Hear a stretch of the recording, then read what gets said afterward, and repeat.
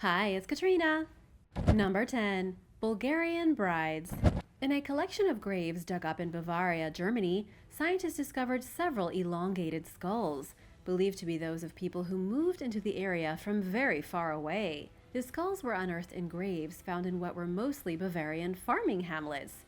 These small communities were predominantly populated by people with blue eyes, blonde hair, and pale skin. Yet DNA analysis of the elongated skulls shows that a small number, probably no more than a dozen, were of women with dark hair, dark eyes, and much darker skin. It's believed these foreigners, whose skulls were significantly longer than the locals, were treaty brides from what is now Romania and Bulgaria. The chieftain leaders may have handed over the women with elongated skulls to marry the leaders of the Bavarian communities in order to improve political alliances. The skulls date back to about 500 AD, and they are not the only ones that have been found from medieval Europe and Asia. The big difference with these particular elongated skulls is that they were discovered alongside regular skulls throughout 6 southern German towns. Until recently, their identities, or why their skulls were formed in this way, was unknown. Ever since the first of these skulls was found in the 1960s, it's been a total mystery. It was the geneticist Joachim Burger who set out to sequence their DNA and get some answers. To get the information, the scientists looked at DNA from people in the graves with normal skulls and the people with elongated skulls. The genetics were wildly different. The researchers hypothesized that the women must have been shipped to Germany as wives. Since there were no men found with elongated skulls and no locals practiced cranial deformation, it's the only explanation scientists can think of that makes sense. Number 9. Paracas skulls. In the 1920s, a Peruvian archaeologist named Julio Tello found hundreds of skulls in the Paracas region of Peru that were described as being shaped like cones. At first glance, people thought these skulls belonged to ancient aliens buried hundreds of years ago. It's an understandable assumption. After all, the eye sockets are so big that it just didn't seem that they could have been human. And coupled with the unusual shape of the skull, it's not hard to see why people reacted like this. But in fact, the remains are human. The eye sockets are not proof of alien life, but are rather perfectly ordinary, if not a bit distorted because of the unusually long skull. Melissa S. Murphy, a professor in anthropology at the University of Wyoming, says it's all just due to cranial deformation. During the first few years of life, the peoples whose remains yielded this unusual skull shape would have had bindings wrapped around their skulls to alter their growth. These bindings could be cloth, bands, or even hard pieces of wood. This cranial deformation practice allowed their heads to grow to be extremely long, making them look like aliens. According to Murphy, pre-Hispanic people along the south coast of Peru engaged in the practice for thousands of years. It was no different to them than getting tattoos or body piercings. And as for the unusually small skeletons that have been found with elongated skulls and massive eye sockets in Paracas, these too were just ordinary people. The eye sockets only look exceptionally big because of how large the head is. If the skull wasn't so elongated, the eye sockets wouldn't look quite so out of the ordinary. Would you change the shape of your skull if you could? Do you think the process was painful? Let me know in the comments below. Number 8. The Atacama alien skeleton. The Atacama alien skeleton is by far the most bizarre example of an elongated skull that's ever been found. It's also one of the strangest skeletons ever recovered by scientists. The reason it is so strange is that the skeleton appears to be the mummified remains of a humanoid creature no more than 6 inches long. And yet, despite being so small, it has a head nearly the size of its torso. It was discovered in the middle of the Atacama Desert, in the remains of an abandoned mining town. After its discovery, the world went wild. Everyone assumed it was a tiny alien that got stranded on Earth thousands of years ago. The skeleton was so impressive that a private collector in Spain paid a small fortune just to have it shipped to him.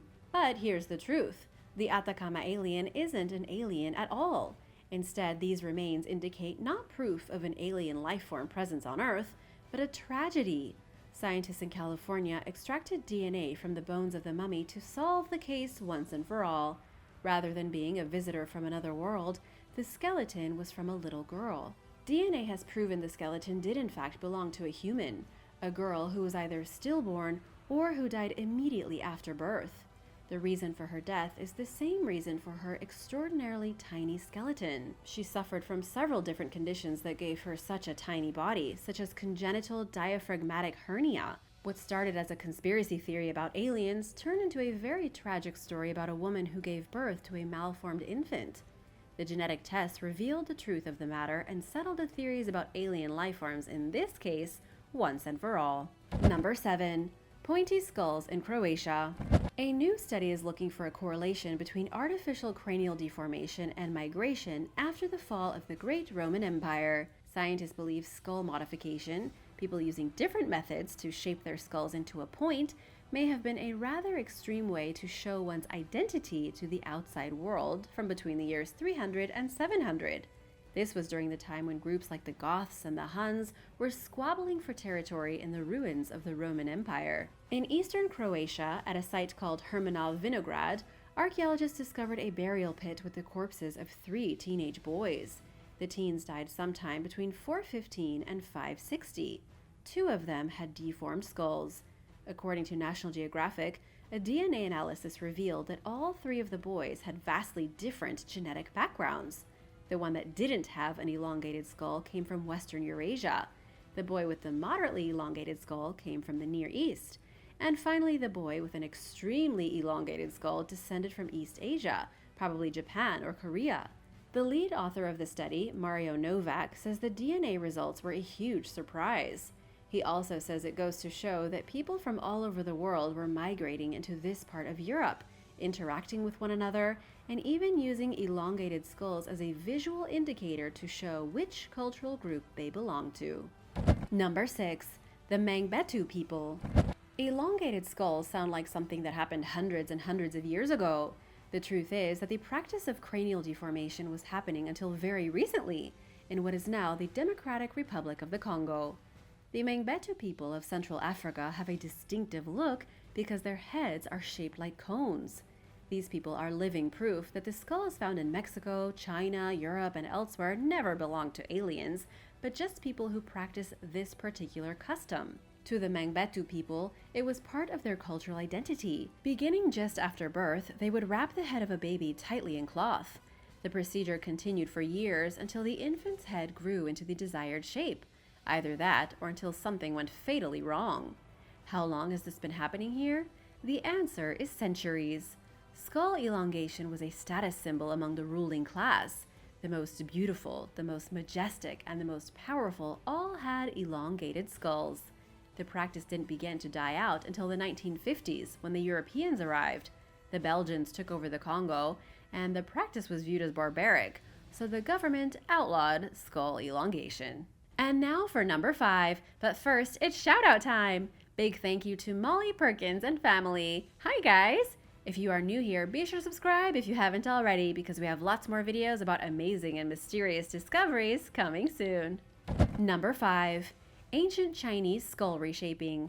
Human skeletons found at the Hutamuga archaeological site in North China show some of the oldest examples ever of the intentional reshaping of a baby's skull. Archaeologists uncovered 11 modified skulls, along with 14 skeletons that had no modifications in an ancient graveyard. The 11 skulls had artificially elongated brain cases, along with flat bones at the front and back of the head. What this means is that people were compressing the skulls of infants either by tying their hands to the front and back of their head, wrapping their skulls in boards, or compressing them with cloth. Whatever they did, the result was the same.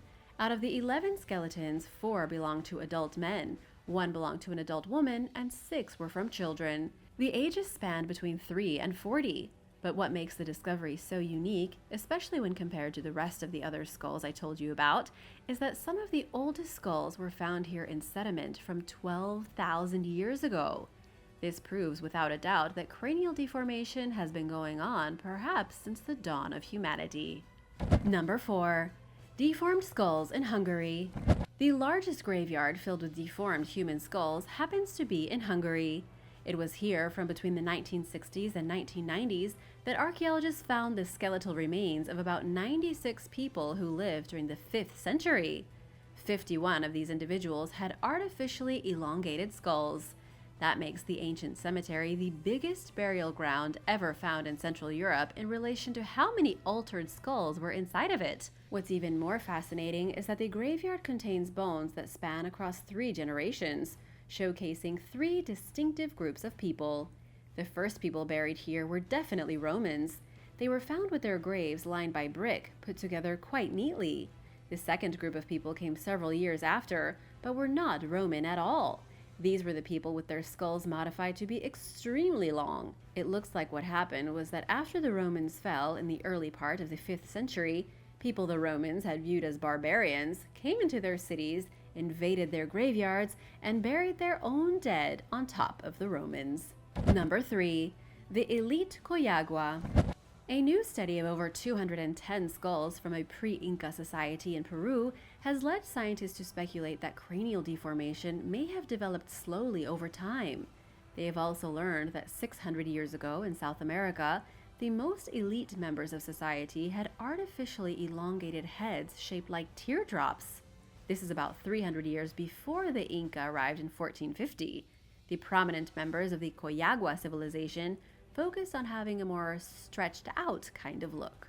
Bioarchaeologist Matthew Velasco from Cornell University says the very fact that the high-ranking population had long and narrow skulls may have led to a relatively peaceful absorption into the Inca Empire when that day finally came.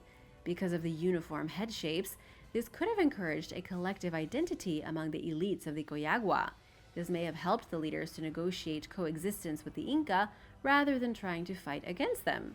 Of course, we don't know exactly what happened between these 2 powerful empires, but we know that the Coyagua survived beyond meeting the Inca. Spanish wrote about encountering them when they arrived in the 1500s, describing the Coyagua as having tall, thin heads. Number 2. Skulls at the Halsaflieni Hypogeum. The elongated heads discovered at the Halsaflieni Hypogeum are a huge mystery. For those who don't know, this place is in Malta, and it is the oldest underground temple and necropolis anywhere on the planet. It dates back to at least 3000 BC, or about 5,000 years ago. And believe it or not, a group of elongated skulls were also discovered inside the temple, dating back to around 3000 BC. They were first discovered in 1902, and by the 1920s, National Geographic had reported that the first inhabitants of Malta were a bunch of people with elongated skulls. National Geographic compared the people of Malta to the ancient Egyptians, saying they may have even been Egyptians who spread along the northern coast of Africa and settled in Malta and Sicily. But they didn't say anything about cranial deformation. They just assumed this was a race of people with really pointy skulls. They called them long-headed. Of course, we now know there has never been a race of people with unusually long skulls. They must have been practicing cranial deformation, but they were doing it a long time ago, before most other parts of Europe. Number 1. Sarmatian skulls. In Crimea, the skeletons of 5 individuals with elongated skulls have been dug up, sparking crazy online rumors of an alien grave. But of course, the skeletons are entirely human. They date to about 2,000 years ago, meaning they were probably remains from Sarmatian culture. The Sarmatians used cranial deformation a little differently than other parts of the world. Reshaping the skull to be long and narrow in the back was considered a must-have feature for women. According to Nikolai Sudarev from the Archaeology Institute of the Russian Academy of Sciences, women who had their skulls modified were considered more beautiful than those who didn't. But it also played an important role for men. Warriors were considered more fearsome if they had their skulls modified and extended. Perhaps the weirdest part about this discovery is that all 5 of the skeletons were found inside the same narrow grave. On the very top was a woman with a baby on her chest, and then 3 more skeletons underneath them. It's impossible to say what could have happened here, if they were victims of conflict or disease. Either way, it goes to show just how popular this modification was for the Sarmatians in Crimea. They almost all had their skulls elongated to look either more beautiful or more aggressive. Thanks for watching! Why do you think so many ancient people around the world practiced cranial deformation? Let me know your theories in the comments below, and remember to hit that subscribe button if you haven't already so you don't miss out on the latest videos. See you next time! Bye!